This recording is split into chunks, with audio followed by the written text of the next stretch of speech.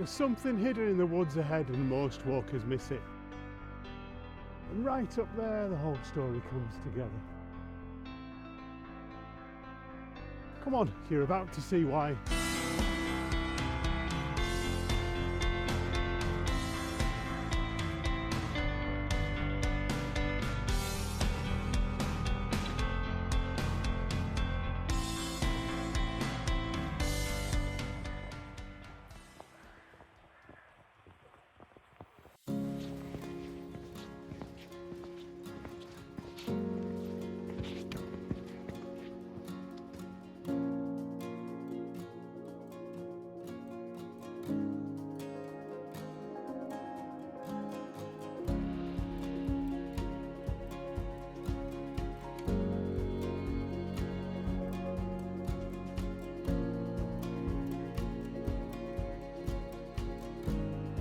It's absolutely freezing this morning. The car thermometer was saying -4 just now, but it's going to be an absolutely beautiful day and a really special walk. It's one I've been wanting to get on the channel for a while now. Right then, let's get in the woods, and this is where the story starts.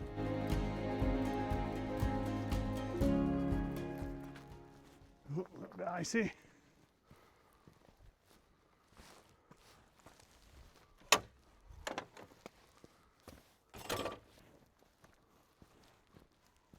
So most walkers here starting in Barley head straight up Pendle Hill.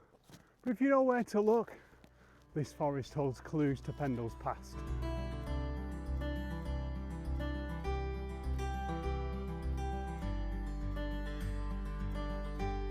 It's great in here, isn't it?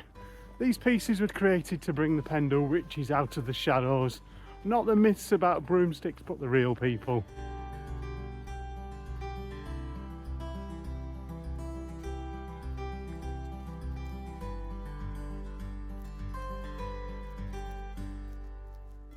And Poet Laureate Carol Ann Duffy wrote lines to remember each of them. Lives that we still don't fully understand.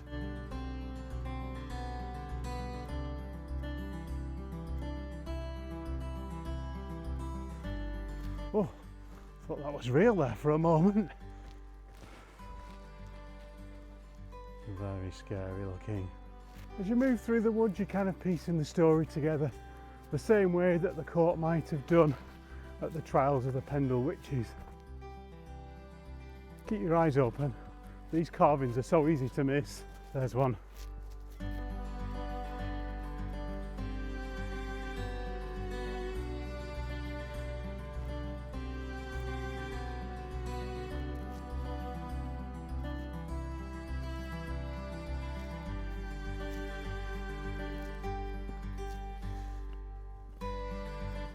Let's crunch some ice.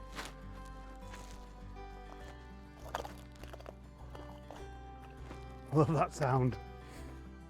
How beautiful is that? So we've just finished the sculpture trail now and it's well worth a visit. If you're new to the Pendle witches story, the main trials happened over 400 years ago in 1612. 12 people from around the Pendle area were accused. 10 of them were women and 2 of them were men. 10 of them were hanged in Lancaster, 1 woman was acquitted, and 1 old Demdike died in custody. Despite all the Halloween imagery, they weren't cackling, spell-casting witches. Most were vulnerable people on the edges of society, like beggars, folk healers, and family rivals. And they were caught in a time when King James I was obsessed with rooting out witchcraft. Local officials knew that proving they could find witches was a way to prove loyalty to him. Alice Nutter is the name most people recognise from the witches, partly because it sounds so striking. And interestingly, Alice wasn't poor like the others. She came from a respectable family, but Alice was different from the rest because she was a wealthy Catholic woman, caught in a time when being Catholic was very dangerous after the gunpowder plot 7 years earlier. Her trial had more to do with politics than potions.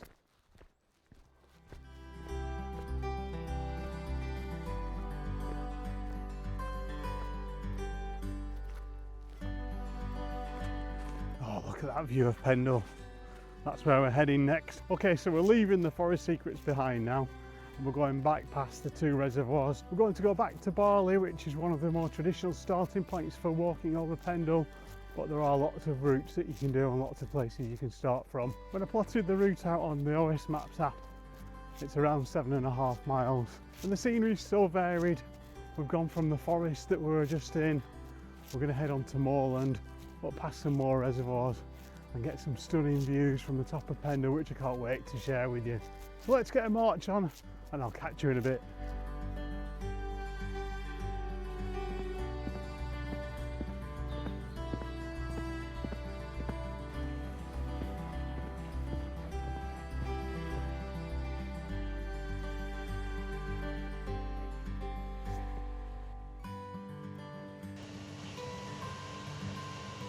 Right guys, I think we've earned a well-deserved coffee, so stick the kettle on and let's have a brew.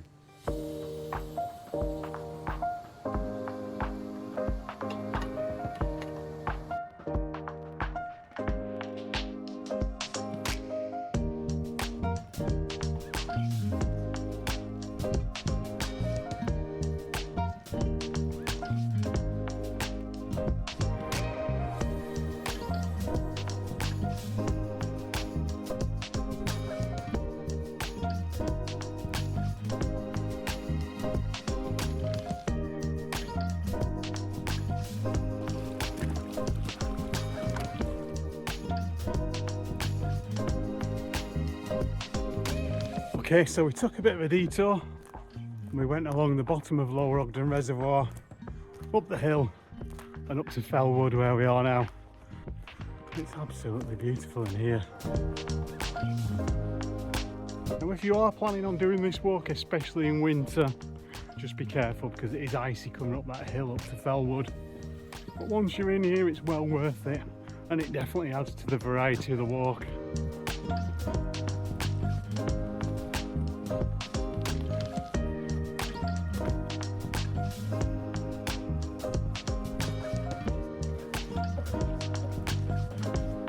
That detour through Fellwood there was definitely worth it. But we're back on the normal path now, heading up to Upper Ogden Reservoir. Look at these conditions. We could not have a better winter's day. There's a chill in the air, but we've got that lovely winter sun and a carpet of frost everywhere. It's absolutely beautiful.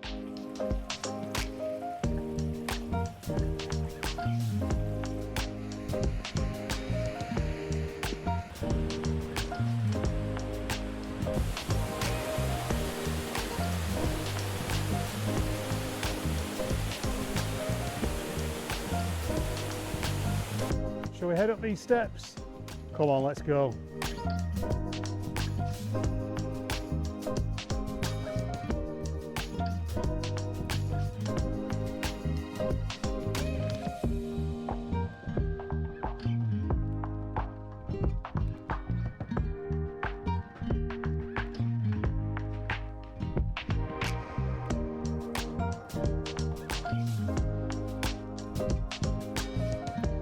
So according to that sign, both Ogden reservoirs hold a total of 800 million litres of water. That is a lot of cups of coffee. It also says it's some of the best water around, and I can definitely vouch for that.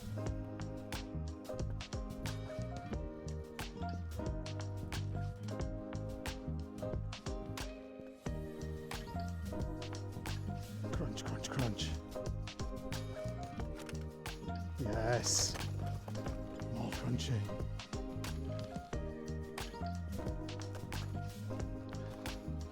Yes.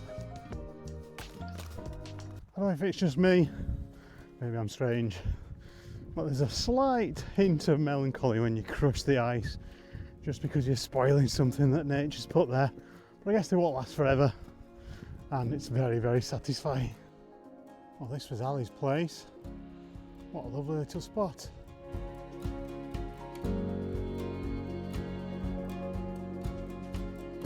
Well, that there was Ali's special place. I can certainly understand why. I did a video in the lakes about special places not so long since, and there's a bit of backstory about my dad and how I got into walking. So yeah, check that out if you've not seen it already. I'll leave a link at the end.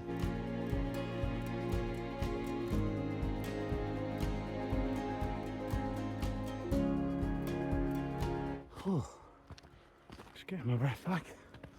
A bit of a steep bit. So this terrain here is very, very similar to the terrain on Kinder Scout.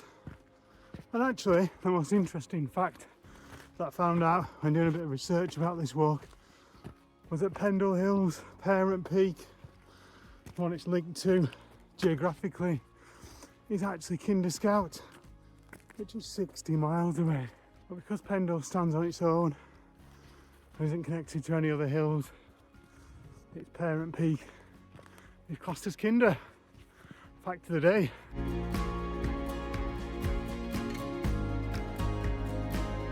Okay, back to a bit of the story of Pendle. So Pendle's been an important place in the area for centuries, not just because of the trials, but because of what the hill represents. Quakers worshipped here, and George Fox had a vision on these slopes in 1652, which inspired the birth of the movement. And centuries later, Pendle's height was used for early surveying work, and the name Pendle itself actually comes from a mix of old languages, and Pendle Hill essentially means hill, hill, hill. So the Pendle witches didn't meet on top of the hill or anything like that. They lived in the farms and the hamlets surrounding it, and Pendle Hill is really the backdrop to the story. The accusations made against them were more as a result of poverty, grudges, superstition, and a political moment when King James was obsessed with finding witches. Over the centuries, the story of Pendle's witches has seeped into poems, novels, songs and even films. And today, the hill and the surrounding villages come alive at Halloween with ghost walks, storytelling and festivals, keeping this rich history alive.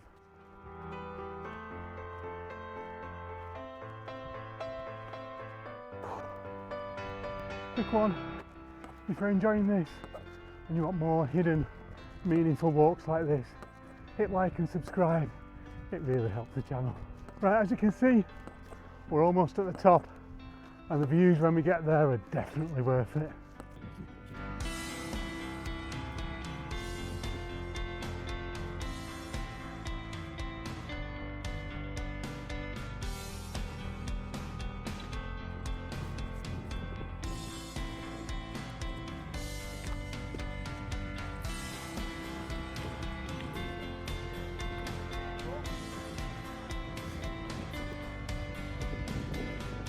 So this is where everything we saw in the woods starts to click. Down there is all about the individuals, but up here you start to understand the landscape that shaped their lives. From up here you see the villages where the accusations began, and the routes that the accused would have walked all the way up to Lancaster. And Pendle is a hill that you can see like a beacon. It's a distinct feature on the skyline for miles around.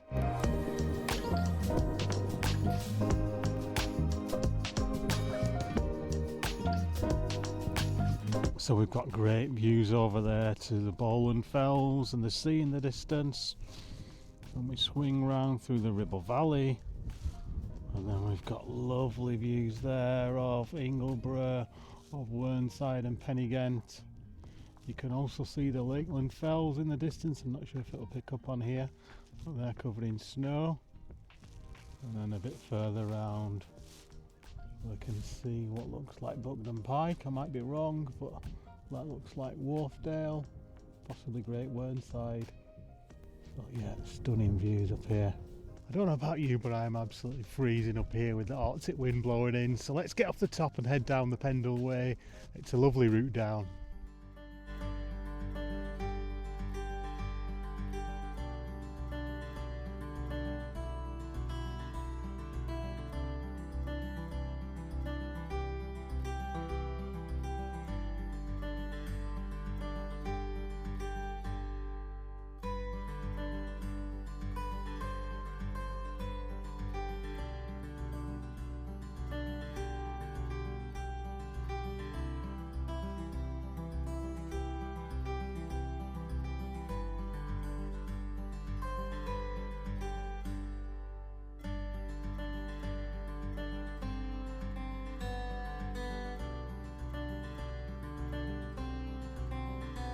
So we've just come off the side of Pendle, known as Big End, which is a good Lancashire name if ever there were one. It's really quite steep going down there, and I always seem to feel it in my toes and the balls of my feet. Well, yeah, I have ordered some new boots. I currently wear Scarpas. Got 2 pairs of Scarpas, both the same, but they do hurt the balls of my feet and my toes, so I've ordered some comfier ones. I'm looking forward to those arriving. I'll definitely get a review up on the channel once I've broken them in. So we are currently on 9 miles. There's a funny thing going on with the OS tracker, because when I plotted it out it said it was 7.5 in total, and we've probably got another mile back, so we're looking at 10 miles altogether. There's something weird going on with the tracker where it either tracks it wrong or plotting the routes wrong. The last walk I did, the Red Squirrel walk, it was plotted as 10 miles, but it actually came in at 13. I promise you guys, my navigation skills aren't that bad, honest.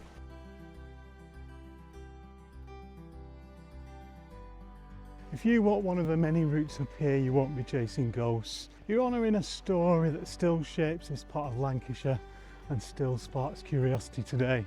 If you've enjoyed this walk, go ahead and like and subscribe, and drop me a comment if you've done this walk or if you'd like to do it. Watch this walk next.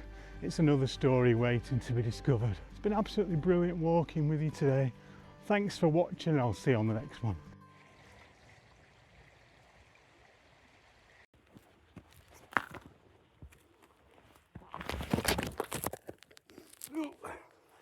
It's very icy.